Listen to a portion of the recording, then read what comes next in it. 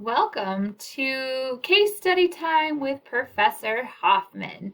So, the intent of this, I'm sharing with you a case study in preparation for class next week. So, we're going to continue our conversation of what it looks like to be culturally sensitive within our ethical decision making, and when do you draw the line at it being accepting, if it being a culturally competent decision versus is it just straight up doing harm to the client, and what's your role? What do you consider? All that fun, delightfully mind blowing stuff. So, I'm going to share an experience that I had as a clinical social worker, and dealing specifically with a situation that we had to take into consideration the cultural context, but also the safety and well-being of the individual client.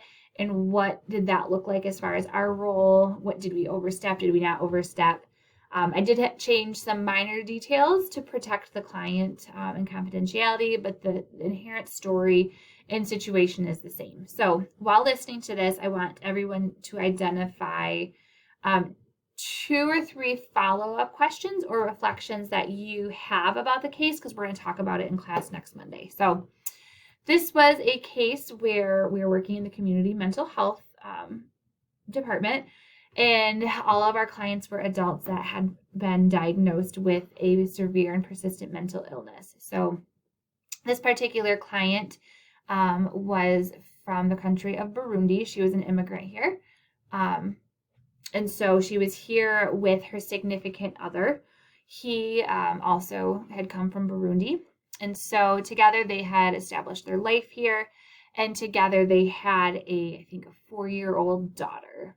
And so her diagnosis was paranoid schizophrenia, which I think was kind of a root issue because there was limited understanding as to what that actually meant and looked like. Some of the specifics of that diagnosis were kind of lost in translation. Some of it wasn't necessarily aligning with cultural understanding of mental illness.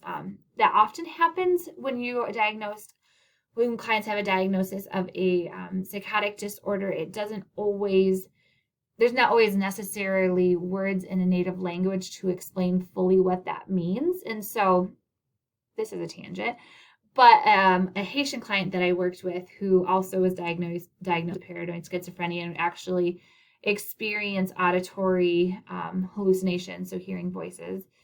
He called them the invisible people because there wasn't necessarily words within his native tongue to be able to understand what a auditory hallucination was. And so we always referenced, whenever we talked about his delusions or his symptomology, I would call him the invisible people because that made sense to him and that mirrored his cultural understanding and awareness of mental illness.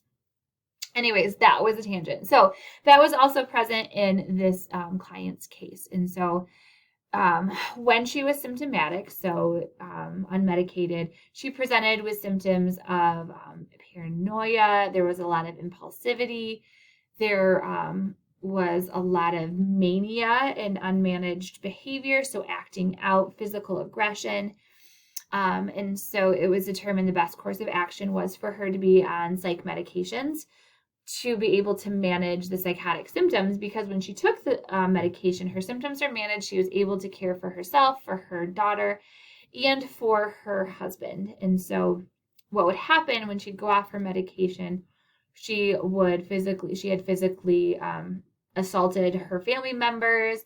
She had engaged in prostitution, just atypical behaviors that were not at her baseline and also did not promote the safety and wellness for herself, her daughter, and her husband.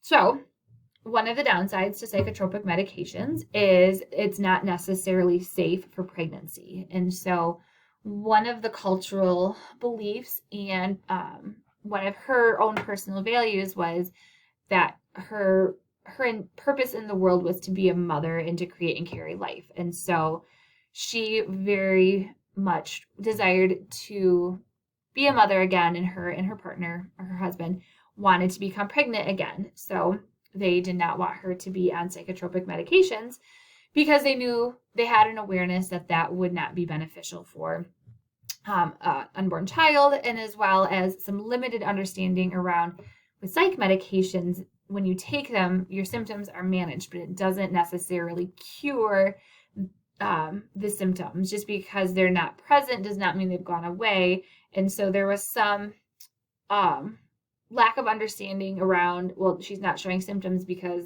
the medication is keeping them at bay, not because she's cured of schizophrenia. And so they believed and determined that they wanted to take her off the medication because they wanted to get pregnant. And so self-determination, they did that. She was her own guardian, so she didn't need permission from anybody. So she went off her medications and they became pregnant. Well, she decompensated and started showing some of these typical signs and behaviors, the patterns when she was not on the medication. She began engaging in prostitution again. She would wander around naked. Clearly, there was some harm, or she wasn't safe as is. And so they ended up having to do an involuntary hospitalization because she had such impaired judgment, no awareness of what she was doing was unsafe. Had to go to the psych hospital. They restarted her on medications. And so the psychologist determined that psychiatrist put her on medication that had the least known side effects to an unborn child. However, there was still a risk with her taking it that she would lose the child, which in fact she did, which was incredibly sad if you think about it in the cultural context.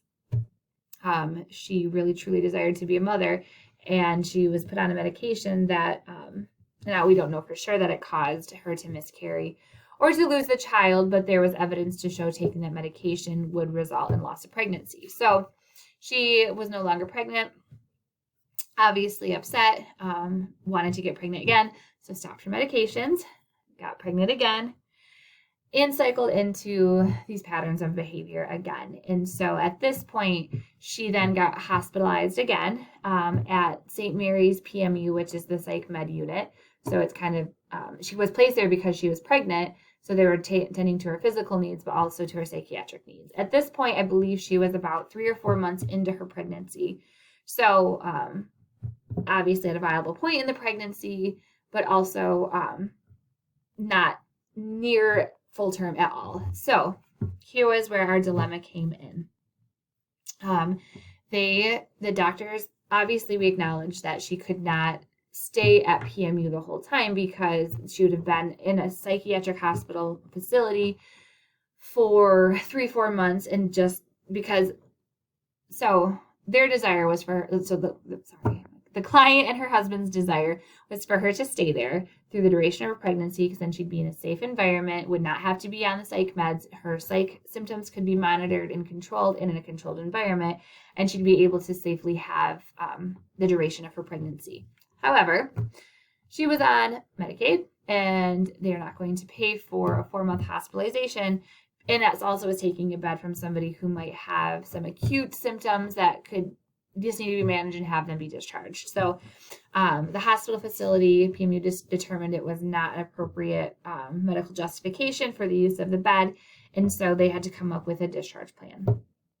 And so given the history of noncompliance with medication, their desire was to start the client on an injectable medication. So instead of having to take a pill every day, you get a monthly dose or biweekly dose of your psychotropic medication. It helps with compliance, but it's not necessarily safe for pregnancy. So it comes with some of the other side effects that weren't conducive to what her personal desires were. And so her and her husband did not agree to this course of treatment. So here's the ethical dilemma. The psychiatrist in the social work and the case management staff had the power to petition for a guardian. And so saying that this individual was not competent to make decisions. And so she could have a guardian, and the guardian then would say she needs to be forced to take this injection. So self-determination is one of the factors that was in place, but was she making decisions because she wasn't competent, or were the decisions being based off of her cultural context and her cultural desires, and maybe lack of understanding of the severity of the mental illness that she presented with? And so we had to figure out, were we going to advocate as her case management staff and her mental health providers, were we going to advocate for her to have her self-determination taken away for the sake of the safety of herself? Because there was evidence to show when she was not on her medication, she was at harm to herself and others. It was evidenced by her physically assaulting her husband, her making impulsive behaviors, walking around naked around the streets, definitely harm to self. Or did we take into consideration that her desire to not be on medications may be prompted by lack of understanding, having some awareness of what mental health really entailed, and by her desire to become a mother? Because if she could successfully go through her pregnancy, have the child, get back on medications, she demonstrated that she was capable of taking care of herself and her children and her family in a very loving and powerful way. So there's the dilemma. You have a huge cultural piece. You have health and safety piece.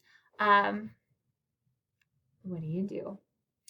Now we'll talk about this more in class on Monday, but I ended up leaving the agency to come teach here before this was resolved. So I actually do not know the outcome of this. It's one of the downsides with confidentiality. I'm not allowed to really know because she's not my client anymore. So I actually don't know how this case resolved itself, which might be for the best because it just allows us to sit in the gray. But it does kind of be like, oh, well, what did happen? I want to know. So hearing all of that, I want you to come to class prepared with 2 to 3 questions that either be like, well, this doesn't make sense. Why did you do what you did? Or just general reflections of like, yeah, this case is horrible. Here's what I would have done. And so we're going to kind of problem solve around together and figure out what maybe we should have done or should have done differently, or how we could approach similar cases in the future. So there is your cultural competence or cultural relativism case study for capstone class. We'll see you on Monday.